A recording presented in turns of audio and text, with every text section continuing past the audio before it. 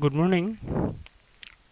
Welcome to this new lesson regarding Java function access and pass by value. So, uh, last class and the previous lessons in the Java, we have discussed what are the basic data types in Java and how to write and declare some basic common data types. We have seen the various memory space occupied by different data types.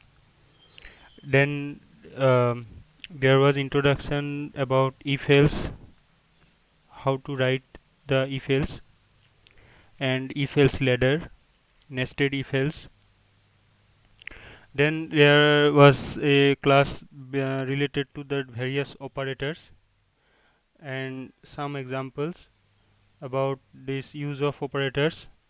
All the operators are familiar regarding your arithmetic operators, logical operators, relational operators, and comparison operators, assignment operators. These are some of the operators. Then there was a class on iteration, loops, for each loop, for loop, while loop, do while loop. So, this is a class on accessing function. So function is a small code section that is executed when it is invoked. So a function is a code segment that is executed when it is invoked. So function is written inside a block of code, and that block of code has a name. So that name of the block of code is given so that we can use that block of code as and when we want it. So when we have a few statements, these statements are given a name, and that particular statement group or a group of statement that is given a name is also can be said a function. And there are certain other ways of defining it, and some of the common are that passing arguments by value, passing arguments by reference. And when the block of code is executed, at the end of the execution, since the block of code or this sub program function also can be said as a sub program, since it is a sub program, we give some values to the sub program from the calling function. So when we call the function, it is called the calling function, and when the function that is executed is called the called function. So there is a calling function and there is a called function. So when a function is called, certain values are passed to the function, either in the form of the only value or in the form of the reference of the value. So this value, when it is passed to a function, the function can execute and perform operation on those set of values. The values are can be thought of as a global value because the value is passed from outside of the function. When a function have its own value, then it will be the local variable only for the function, and when a function gets a value from the caller function, so caller function is the one who invokes, and the called function is the one that is getting executed. So the called function can have its own set of data, it's the local data. So local data is the one that is inside the function, and one that is outside or one that is passed from the caller function is can be, as they said, to be the global. And when if function is completed, it return either a success or failure, or if success, or if it returned, if it does not have to return anything, then at least it return success or failure. So the return success or failure can be terminology can be used is return 1 or return 0 or return -1 at the end of the function. So when the function return 1, 0 or -1, then it attributed to be success, failure, or is under execution, or is in the sleeping mode, or is in the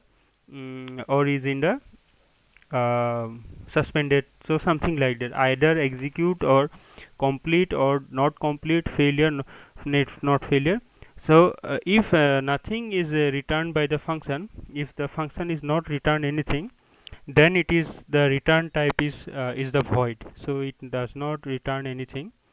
And when the function returns something, success or failure, basically it will be a boolean in the form of true or false, otherwise integer 1 or 0. Or if a function after execution return a set of value, then the return type of this function can be a array, or it can be a floating point number, or a array of floating point number, or it can be a immediate class itself. So a function can be is authorized or is capable to return the as per your wish. There is no particular rule that only such and such value can be returned. So as per the program requirement, the function can accept any number of n number of arguments and n number of types of the argument, and also it can return uh, depend upon the requirement of the program, and it can return void, integer, array, character, string, a class, a object. It can return interface. So function can return almost anything. Then we slowly we go to this polymorphism that you discussed in the beginning of the lesson, that in the concept of the characteristics of Java, there is the term polymorphism. So poly means many, and morphism means form, so many form. So function, a one function can have many form. So the form can be differentiated by the return type and the value it accept. Suppose there is a function sum, it can accept two integer value x and y, and it can return void. And there is another function by the same name, sum. Now it accept integer x and y, and it return a boolean success or failure in the suppose true or false. So if it is a true, means the execution is success, and is false, execution is failure. So we have two function by the same name, sum. Both accept integer, two integer x and y, and p and q. So one variable is xy, one variable is pq, but both are integer. The two function accept two number of integer, and one of the function it return void, it return nothing, and another function it return a boolean, true or false. So in the context of polymorphism, in the context of Java programming, both the function are two separate function, they are not the same function. So this kind of behavior is also known as function overloading. You have heard of this term, I hope, function overloading, or overloading, or it is also called as the polymorphism. That means one function is having different properties. So the same function have the different properties, and this is called a polymorphism. Um,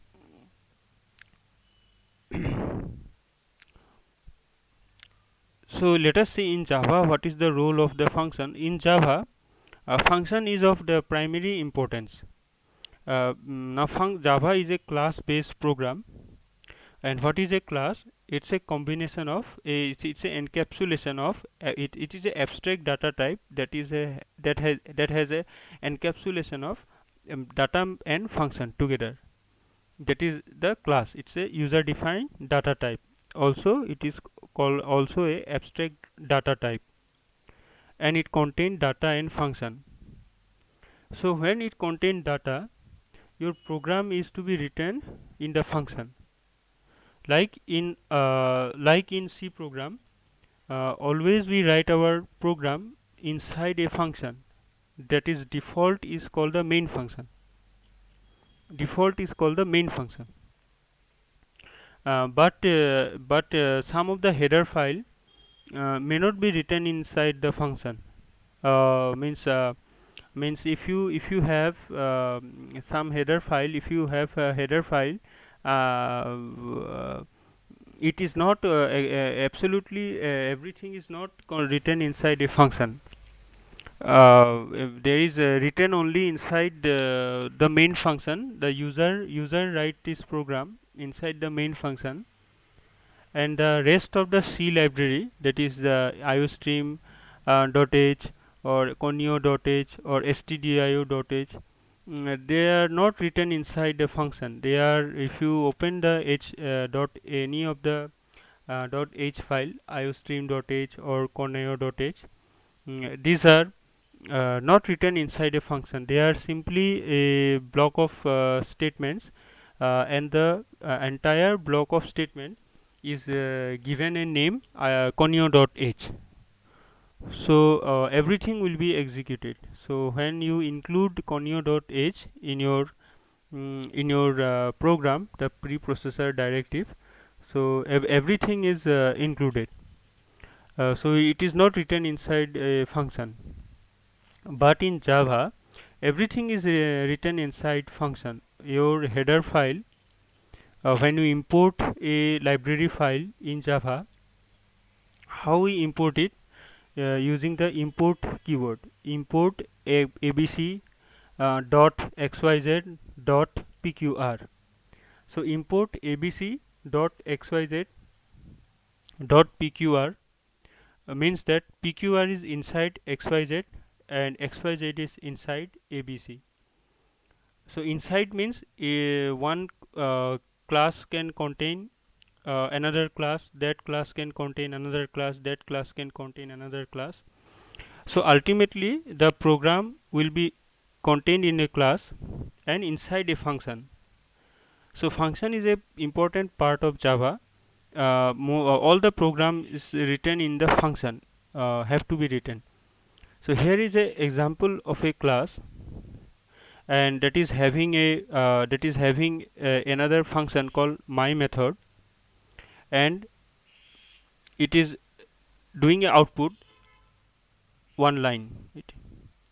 Now this is my class, and it has one function my method, and this is the main function public static void main string argument, and this particular main function is starting to call this my method. Now since my method and main function both inside the same class, my method and main function both inside the same class, my method and main function both inside the same class. So we are not writing here dot, so only the name of the function my method. So you call this is main method is the calling function. So my method. Similarly here main function. So this is another function example, pass by value. So here is a my class, it's a public class. Then there is a function my method, return type is the void my method, and the parameter accepting formal parameter is a data type string. So string is a data type, and f name is the variable name. So that means this my method is able to accept a input. Where the input will be given, input will be given by pass by value, who and pass by value from the calling function. So main function and my method function both inside the same class my class. So therefore we can directly call this function my method. So my method liam, so this particular liam data is represented by f name. When we write the my method, then this line will be executed, means what is inside this my method, that will be executed. So inside the my class there are two functions, my method and main function. So we are starting in the main function, then we are making a jumping to a function called my method, and the argument pass is liam. So this my method accept the liam by the assignment f name. So system dot out println f name plus resf nes, so references, short for references, and this plus symbol is used for doing concatenation. So concatenation means one string after the another.